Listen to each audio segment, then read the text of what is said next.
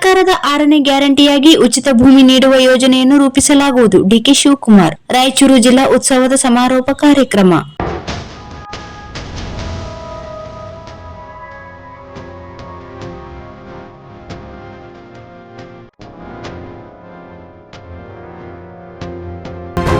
ಜನರ ಬದುಕನ್ನು ಸುಧಾರಿಸುವ ಉದ್ದೇಶದಿಂದ ರಾಜ್ಯ ಸರ್ಕಾರ ಜಾರಿಗೊಳಿಸಿರುವ 5 ಗ್ಯಾರಂಟಿಗಳ ಬಳಿಕ ಮುಂದಿನ ದಿನಗಳಲ್ಲಿ ಜನರ ಸಹಕಾರ ಇದೇ ರೀತಿ ಮುಂದುವರೆದರೆ 6ನೇ ಗ್ಯಾರಂಟಿಯಾಗಿ ಉಚಿತ ಭೂಮಿಯನ್ನು ನೀಡುವ ಯೋಜನೆಯನ್ನು ರೂಪಿಸಲಾಗುವುದು ಎಂದು ಉಪಮುಖ್ಯಮಂತ್ರಿ ಡಿಕೆ ಶಿವಕುಮಾರ್ ಘೋಷಿಸಿದರು.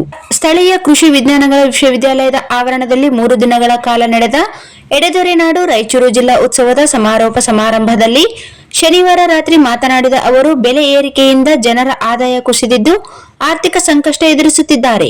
ಈ ಹಿನ್ನೆಲೆಯಲ್ಲಿ ಜನರ ನೆರವಿಗಾಗಿ 5 ಗ್ಯಾರಂಟಿ ಯೋಜನೆಗಳನ್ನು ಜಾರಿಗೆ ತರಲಾಗಿದೆ. ರಾಜ್ಯ ಸರ್ಕಾರವು 1000 ದಿನಗಳನ್ನು ಯಶಸ್ವಿಯಾಗಿ ಪೂರೈಸಿದ್ದು, ಫೆಬ್ರವರಿ 14ರಂದು ಹಾವೇರಿಯಲ್ಲಿ ಬೃಹತ್ ಸಾಧನಾ ಸಮಾವೇಶ ಆಯೋಜಿಸಲಾಗಿದೆ ಎಂದು ಹೇಳಿದರು. ತುಂಗಭದ್ರಾ ಜಲಾಶಯದಿಂದ 33 ಟಿಎಂಸಿ ನೀರು ಆಂಧ್ರಪ್ರದೇಶದ ಮೂಲಕ ಸಮುದ್ರಕ್ಕೆ ವ್ಯರ್ಥವಾಗಿ ಹರಿಯುತ್ತಿರುವುದನ್ನು ತಡೆದು ಅದರ ಸದ್ಬಳಕೆ ಮಾಡುವ ಬಗ್ಗೆ ಸ್ಥಳೀಯರ ಬೇಡಿಕೆ ಇದೆ. ಈ ಸಂಬಂಧ ಆಂಧ್ರಪ್ರದೇಶ ಮುಖ್ಯಮಂತ್ರಿ ಅವರೊಂದಿಗೆ ಚರ್ಚಿಸಲು ಪ್ರಯತ್ನಿಸಲಾಗುವುದು ಎಂದು ತಿಳಿಸಿದರು. ತುಂಗಭದ್ರಾ ಅಚ್ಚುಕಟ್ಟು ಪ್ರದೇಶದ ಕೆಳಭಾಗಕ್ಕೆ ಸಮರ್ಪಕ ನೀರು ಒದಗಿಸಲು ಸರ್ಕಾರ ಕ್ರಮ ಕೈಗೊಂಡಿದೆ. ಮುಖ್ಯ ಹಾಗೂ ಉಪ ಕಾಲುವೆಗಳ 500 ಮೀಟರ್ ವ್ಯಾಪ್ತಿಯಲ್ಲಿ ಬೋರ್ವೆಲ್ ಕೊರೆತಕ್ಕೆ ನಿರ್ಬಂಧ ವಿಧಿಸಲಾಗಿದ್ದು, ರೈತರು ಸಹಕಾರ ನೀಡಬೇಕು ಎಂದು ಮನವಿ ಮಾಡಿದರು.